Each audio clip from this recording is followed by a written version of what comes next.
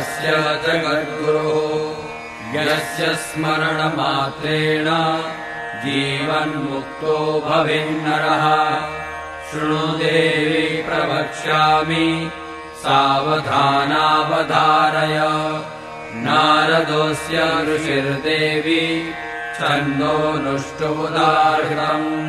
देवता बालकृष्णश्च चतुर्वर्गप्रदायकः। शिरो मे बालकृष्णश्च पातु नित्यम् मम श्रुति। नारायणः पातु कण्ठम् गोपीवन्द्यः कपोलकम्। नासिके मधुहा पातु चक्षुषी नन्दनन्दनः। जनार्दनः पातु दन्तान् अधरम् माधवस्तथा। ऊर्ध्वोष्ठम् पातु वाराः शिशुकम् केशिसूदनः।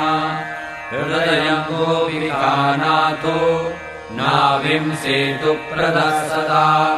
हस्तौ गोवर्धनवरः पादौ पीताम्बरोऽवतु। कराङ्गुली श्रीधरो मे पादाङ्गुली कृपामयः।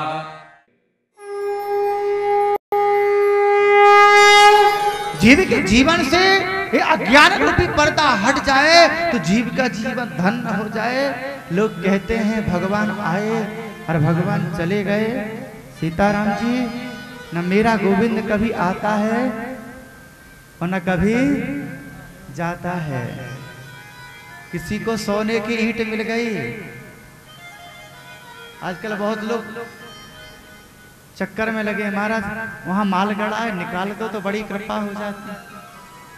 कई लोग कहीं भी कथा करने जाओ एक हाथ केस ऐसा आता है। महाराज किसी ने बताया था खेत में 3 हड़े गड़े हैं निकाल दो। भाई भागवत करें, हम भजन करें, कीर्तन करें, जो हड़े मड़े के चक्कर हमसे नहीं आता है ना।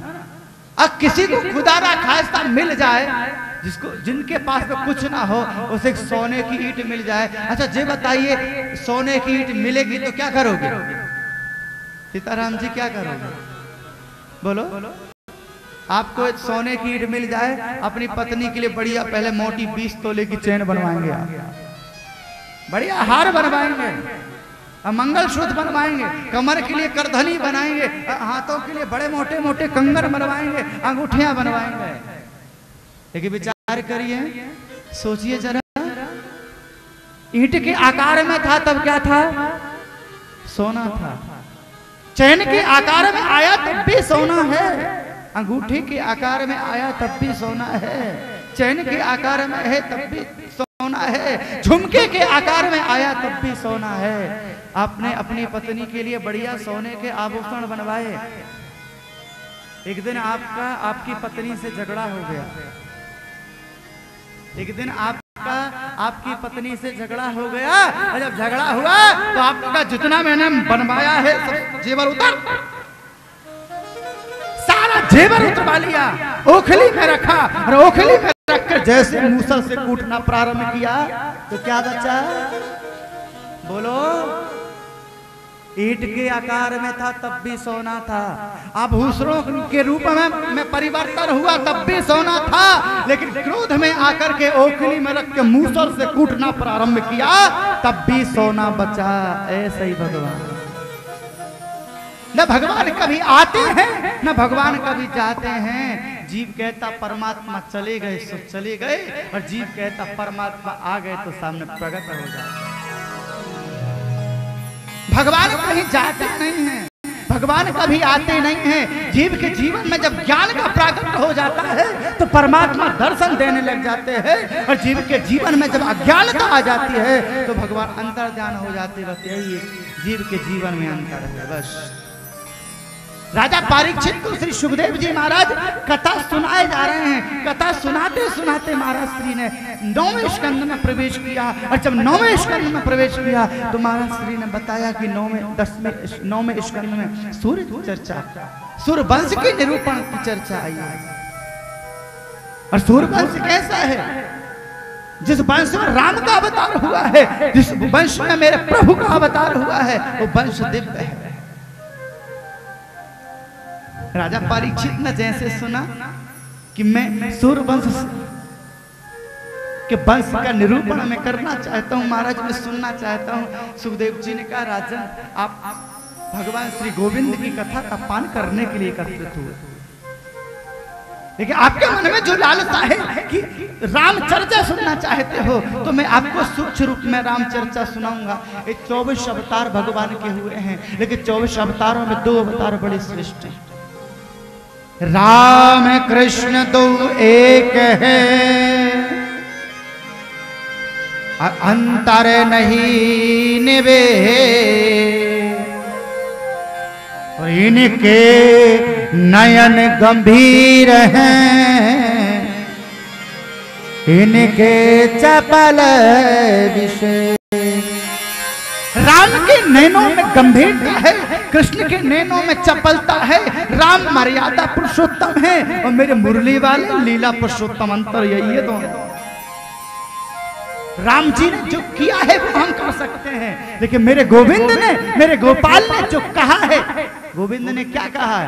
ईश्वराणाम पचः सत्यम, ये सत्य है, मैं ईश्वर हूं, मेरी शरण में जीव आएगा तो मैं भव सागर से मैं पार कर दूंगा। लेकिन मेरे राघवेंद्र ने, मेरे राम जी ने कभी नहीं कहा कि मैं भगवान हूं, मेरी शरण में आओगे तो मैं भव से पार कर दूंगा। भगवान लीला के माध्यम से जगत के लोगों को उपदेश दिया। कैसे?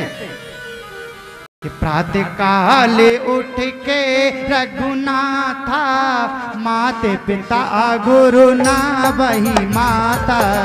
प्रातः काले उठ के रघुनाथा, माता पिता गुरु ना वही माता। प्रातः काले उठ के रघुनाथा, प्रातः काले उठ के रघुनाथा, माता पिता गुरु ना वही माता। माता पिता गुरु ना वही माता।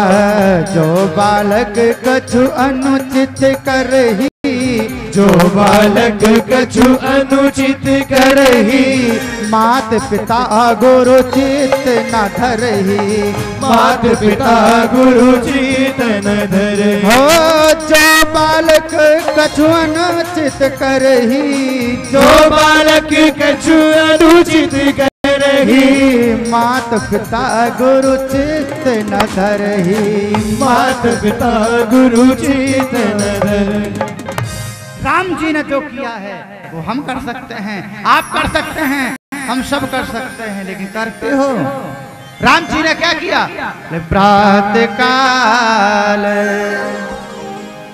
उठ के रघुनाथा,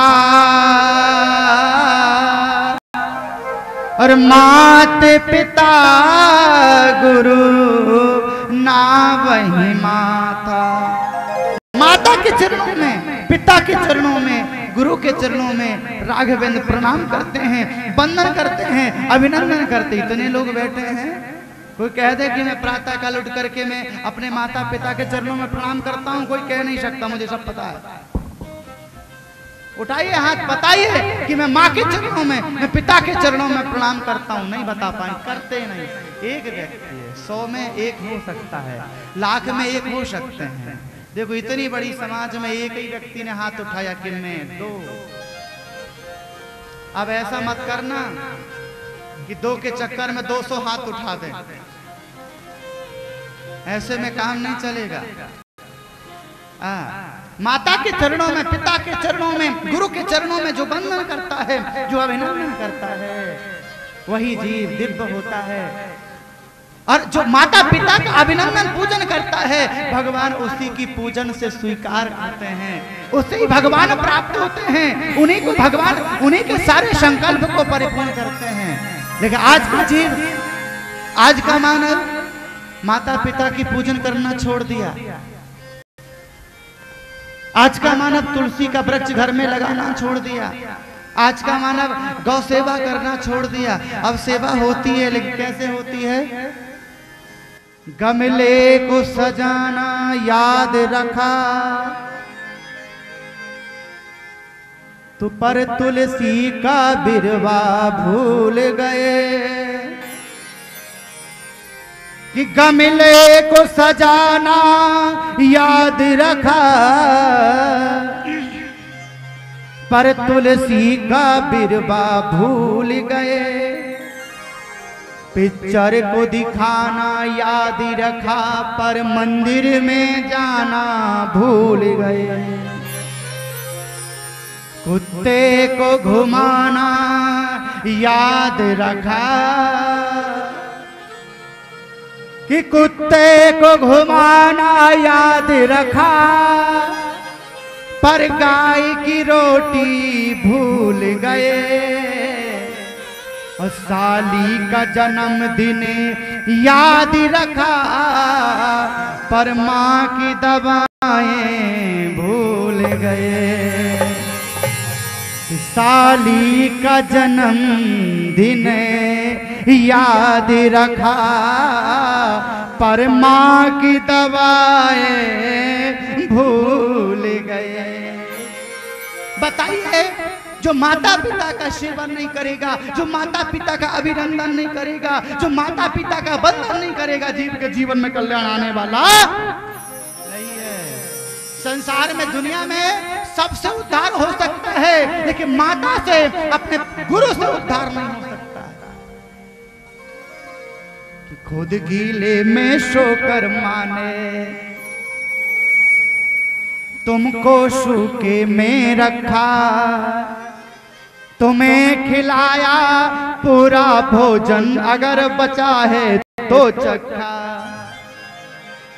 कि माँ का दूध कर्ज है तुम पर, कि माँ का दूध कर्ज है तुम पर, कभी चुका नहीं पाओगे। अरे तुमको नरक भोग ना होगा, माँ को अगर सताओगे। तुमको नरक भोग ना होगा, माँ को अगर सताओगे। हो खुद किले में सोकर माने, तुमको सूखे में रखा। खुद किले में सोकर माने, तुमको सूखे में रखा। तुम्हें खिलाया पूरा भोजन, अगर बचा है तो चखा।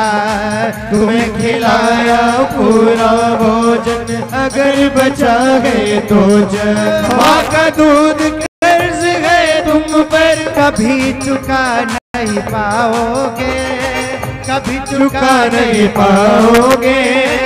तुमको नरक भोग ना होगा, माँ को अगर सताओगे। तुमको नरक भोग ना होगा, माँ को अगर सताओगे।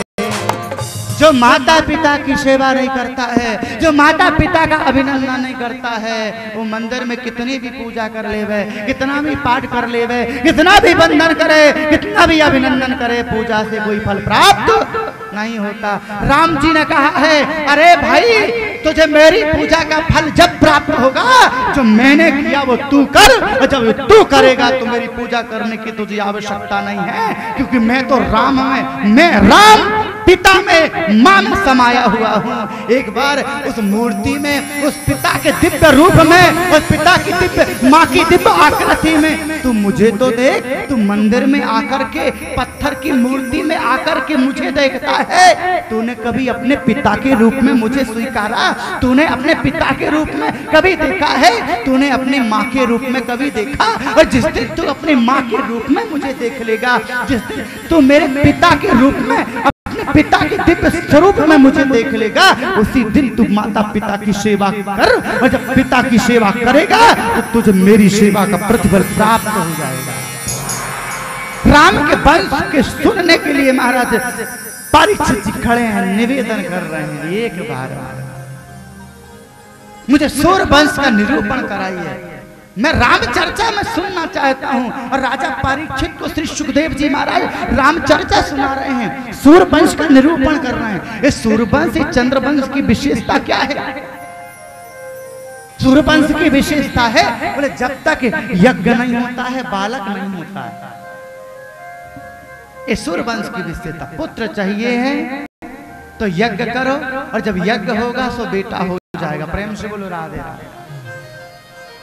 चंद्रवंश की विशेषता है, विवाह करना है तो पहले झगड़ा करो, और जब महाराज आप झगड़ा करोगे तो अपने आप आपका विवाह हो जाएगा। प्रेम से बोलो राधे। महाराज श्री दिव्य लीला कर रहे हैं।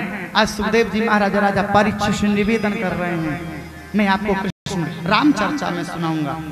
अम्बरीश महाभागा सप्तदीप पतिं मही, राम राम राम सीता राम राम राम, हरे राम राम राम सीता राम राम राम, हरे राम राम राम सीता राम राम राम, हरे राम राम राम सीता राम राम राम, सीता राम राम राम सीता राम राम राम, सीता राम राम राम सीता राम राम राम, हरे राम राम राम सीता राम राम राम, हरे राम राम राम सीता राम राम राम। अम्बरीश महाभागा सप्तदीप पतिं मही। सूर्यवंश में एक बड़े प्रतापी राजा हैं जो महाराज अम्बरीश हैं। और अम्बरीश महाराज कैसे हैं? 7 द्वीप के राजा हैं महा अम्बरीश। आज एकादशी है। अच्छा, कौन कौन एकादशी का व्रत ने हाथ उठाइए? मैं हूं। जो एकादशी का व्रत